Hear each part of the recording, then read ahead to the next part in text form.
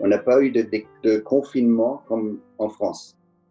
Mais on a été beaucoup plus libre de faire ce qu'on voulait pendant la période où il y a eu des restrictions de mouvement et de rassemblement. Je suis en fait confiné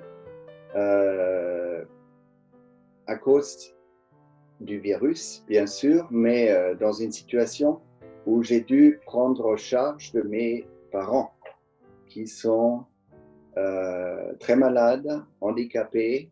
Je suis plutôt confiné à cause de la situation familiale dans laquelle je me suis trouvé coincé que par rapport aux règles qui avaient été mises en place par le gouvernement allemand. Depuis 4 ans, j'habite au Vietnam. Je gère un hôtel avec actuellement 257 chambres en bord de mer, à 200 km à l'est de Ho Chi Minh Ville, donc Saigon.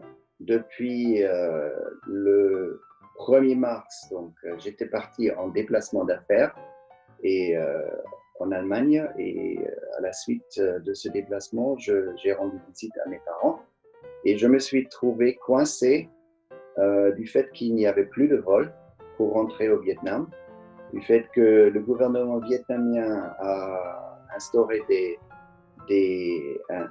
une quarantaine d'abord et puis des restrictions d'entrée pour tous les étrangers. Donc, je n'avais plus le droit de rentrer au Vietnam. Notre clientèle était essentiellement occidentale, en provenance d'Europe. Et puisqu'il n'y a plus de clients européens actuellement, ils n'ont plus besoin d'un directeur de culture et de langue européenne. Je pense que le gouvernement français n'a pas été crédible du tout. Ça, c'est ma perception depuis l'Allemagne. J'étais encore au Vietnam. En fin janvier, mon personnel demandait déjà de porter des masques. Tout le monde rigolait, les gens qui voulaient mettre un masque. Ils disaient que ça ne servait à rien. Et en fait, je trouve qu'à ce moment-là, les Allemands n'ont pas été mieux que les Français. Mais par la suite, notre chancelière et le gouvernement allemand, ils ont beaucoup écouté les virologues. Il y a eu un débat très ouvert et très informatif.